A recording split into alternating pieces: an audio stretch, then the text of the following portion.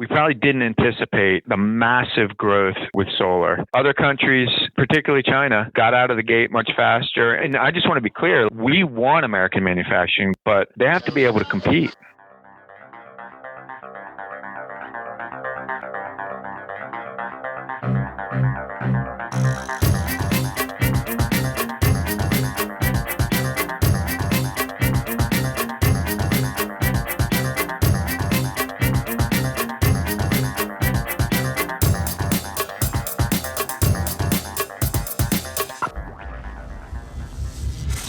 This is EnergyCast, and I'm Jay Dowenhauer. Today we are talking about solar, specifically two trade cases that could affect the future of one of energy's greatest success stories. 10 years ago, you didn't see solar farms. They produced about as much electricity as a single coal plant produced in a day. But last year, solar farms produced over 50 gigawatt hours of electricity, more than 60 times what was made in 2007. This was largely made possible by the affordability and efficiency improvements of photovoltaic cells. PVs were first demonstrated by a French physicist in 1839 and were less than 1% efficient. The first practical cells were demonstrated by a trio of inventors at Bell Laboratories in 1954. Efficiency, 14%. Flash forward to the mid-2000s at the dawn of the current boom. Efficiency was still in the teens, and the cost per watt for a cell was almost $9. In the decade that's followed, the prices dropped to less than $1, and efficiency has risen to the mid-20s. The industry has a term for this phenomenon which they call Swanson's Law. It states that PV prices drop 20% every time industry capacity doubles. So the more PVs we make, the cheaper it gets. It's probably no surprise that while PV cells might have been invented in New Jersey, they're not mass-produced in the Garden State. Jiangsu is a long way from Jersey, yet China is the undisputed market leader in global PV manufacturing. And that's where the story begins. In 2012, the Department of Commerce found that China was illegally dumping solar cells on American soil. One of the casualties of these low prices was Solyndra. Remember them? As a result, these Chinese manufacturers were hit with a 30% tariff. A year ago this month, SEIA, an Atlanta-based PV manufacturer, declared bankruptcy, and then a week later they filed trade complaints against international competitors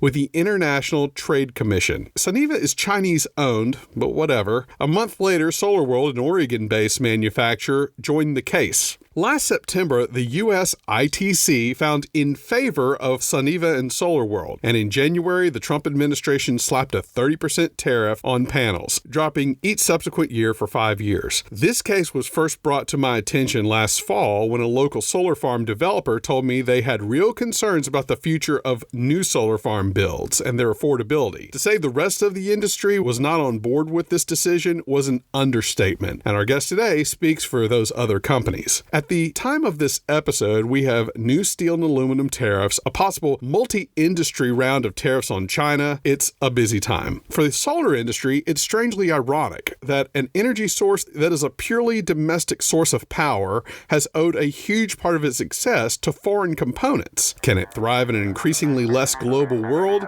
Time will tell.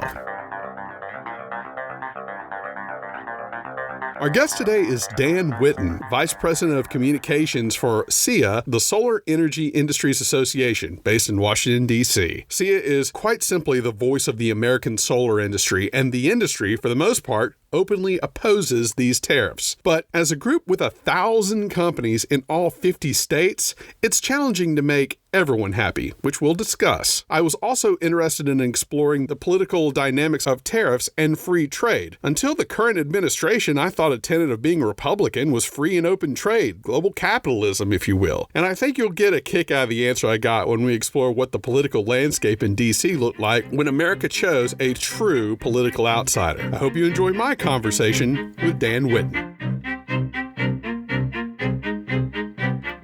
We're here with Dan Whitten, Vice President of Communications for the Solar Energy Industries Association. And Dan, let's start from the top. I think it's pretty much understood that most of the solar panels come from overseas. And how did the United States initially, you could say, lose the market on solar panels? How did that come to be? The United States were the primary inventors, developers of solar energy. We have always won the innovation game when it comes to new technologies, and that was no different with regard to solar energy. I think that there's this perception that we made a massive investment in manufacturing infrastructure and then got beat on it. What happened was that we probably didn't anticipate the massive growth that was going to happen with solar. And other countries, particularly China, got out of the gate much faster and were producing panels at scale much faster. And so we never really built the infrastructure that was needed to meet this burgeoning demand that we're experiencing now. Why do you think we didn't do that?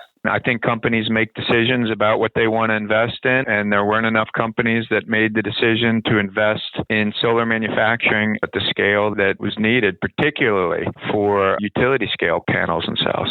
Do we believe that there might have been unfair trade practices? Things like maybe other countries were giving subsidies out to help boost up that industry? Or did it really just come down to these guys got the scale and they could build them cheaper than we could? It's certainly the case that China and Taiwan were found to be dumping under the anti-dumping and countervailing duties requirements. And so they have been paying tariffs on their panels for about 4 years now. That is an issue.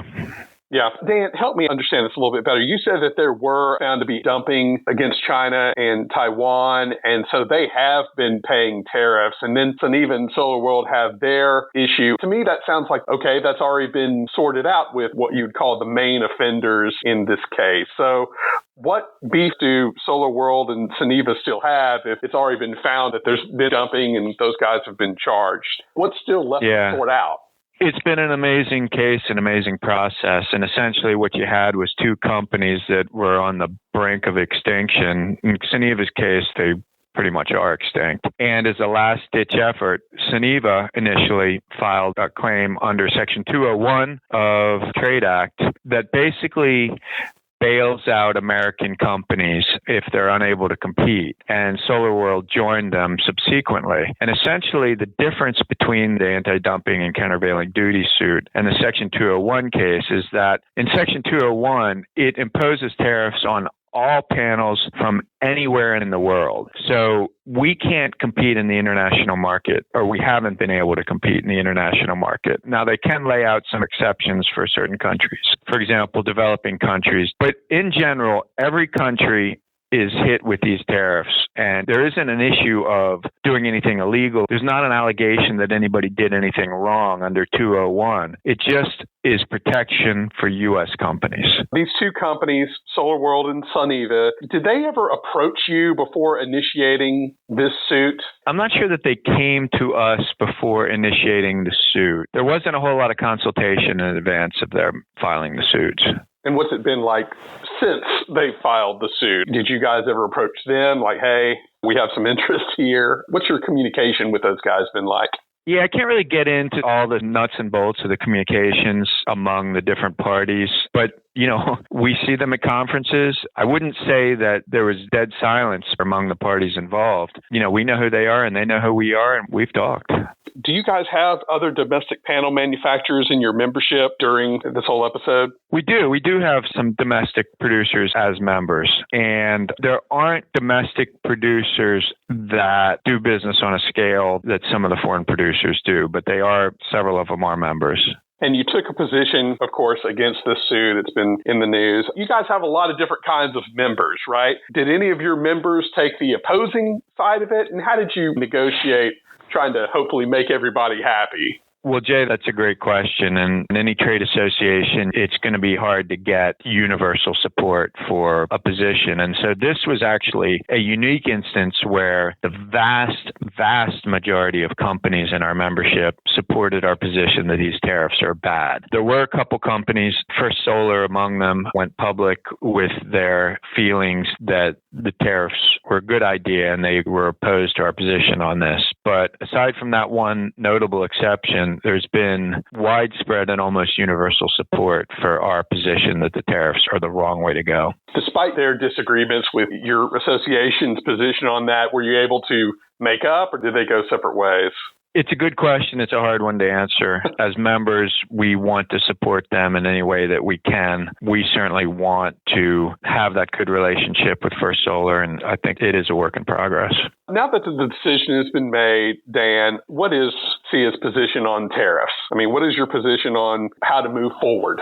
Well, there's a couple things going on. The tariff decision has essentially been made. There is a process for granting exceptions to certain products. And right now, the U.S. Trade Representative is accepting comments for those exceptions. So if you make a certain product that's a little bit different or that has unique circumstances or that can really help boost jobs if they're not tariffed, then companies can file for an exception. For example, if they don't make a product here in the United States, then there's a question as to whether there should be a tariff on that sort of product when there is no real competition or no foreseeable competition. We think the tariffs were a bad idea, so to the extent that an exception could relieve the impact, that would be a good thing. There's also a midterm review where the president and the administration have an opportunity after a couple years to take a look at whether the tariffs are the right way to go and what the impacts have been. And then the way the tariff was structured is that it goes down 5% each year for the next 4. So it's 30 this year, 25 next year, 20 in 2020,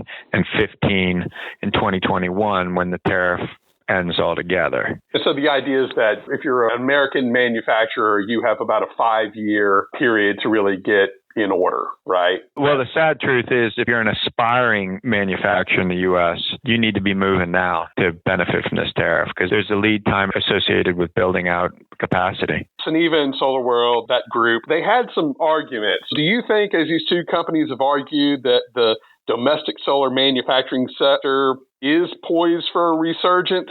Jay, it's not. It's not, and they know it. It's not. And, there was a statistic thrown around that the tariff would add more than 140,000 new jobs, again, through manufacturing, and I take it that that's also, you think, misguided, right? Yeah, you know who developed that statistic? It wasn't a legitimate research firm. There was no researcher that was willing to put his or her name behind that. That number was dreamed up and distributed by the law firm for either SEIA or SolarWorld. I can't remember, but it's pure rubbish, and they know that as well. I'm curious if you think the bigger issue is the need for solar manufacturers to be competitive with foreign markets or the need for solar to remain affordable compared to other energy options out there. That's got to be SEIA's big driver, right? Is you want to be competitive as the solar industry with other forms of generation here, right? Absolutely. Yeah. If we can't compete with other forms of generation, we don't have any manufacturing. There's no point in manufacturing panels if we can't sell them cheaper than nuclear and coal and, natural gas and wind. First and foremost, we have to be able to compete in the market. Yeah. And I just want to be clear, we want American manufacturing. There are a number of companies that have talked about expanding capacity, and we support American manufacturers. We want them as part of our membership, but they have to be able to compete. Otherwise, we won't be building projects.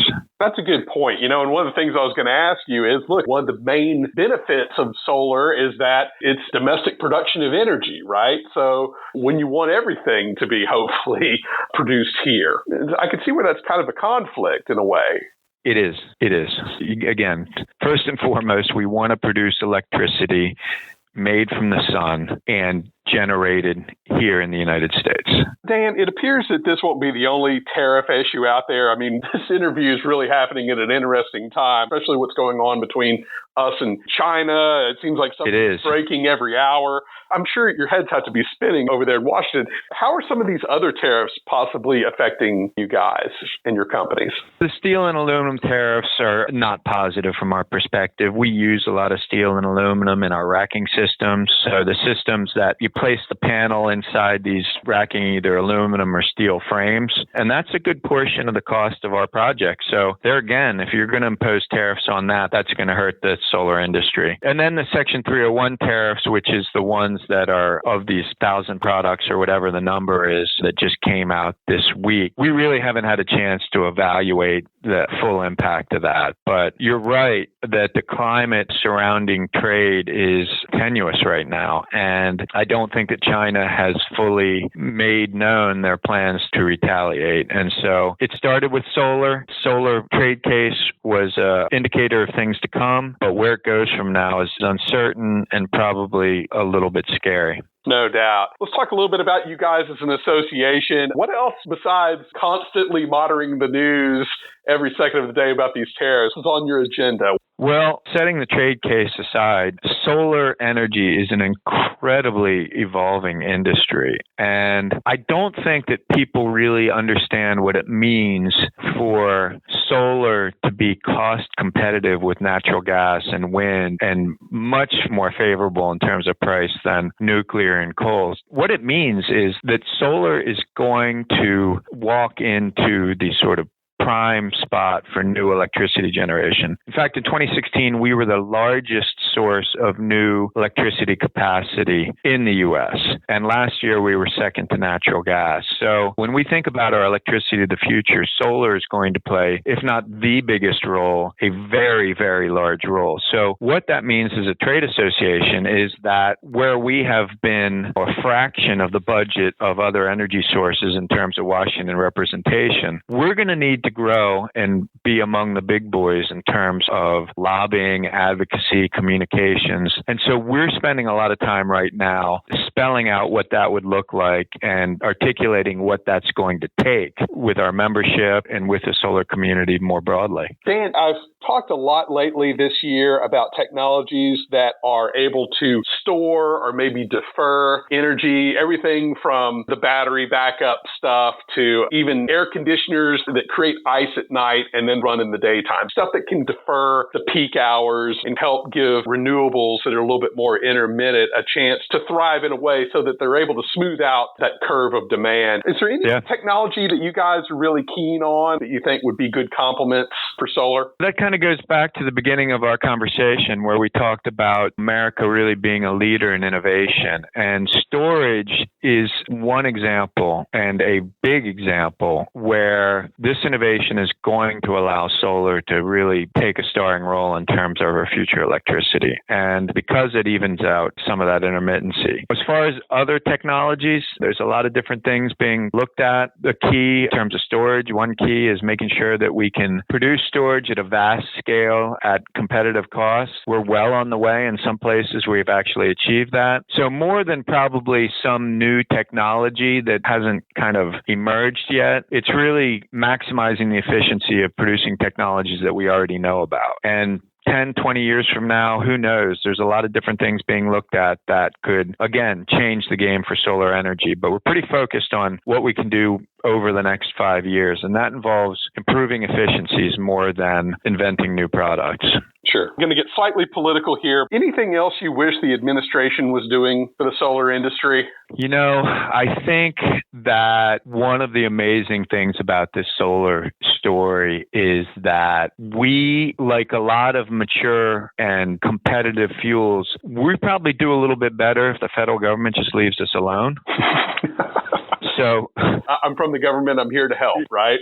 Yeah, exactly right. So we fit right into the sort of sweet spot for Republican principles of being cost competitive, of innovating, of working in a market where we actually can win. And so if we're just allowed to compete on a level playing field, and you could talk all day about subsidies of different fuels, they all get subsidized in one form or another. On a level playing field, solar can compete. So we're not asking for much new from the federal government. And if the market were left to work and there weren't tariffs and taxes, we think we'd do pretty well. Not asking the Trump administration for much other than don't stand in our way. Got it. And hey, I got one quick inside baseball question to ask you. I came from the carbon capture groups back in Texas, and I have a guy who works there in D.C., and he was saying during the election in 2016, all the Washington associations like SEIA and everybody else in town was essentially loading up people who had a relationship with the Clintons. And then when Trump was elected, all those lobbyists, they were no good. So there was a long period last year where everyone was scrambling to find government relations guys who could talk to this administration. I didn't know if you had any stories about that or you could verify that. I thought that was an interesting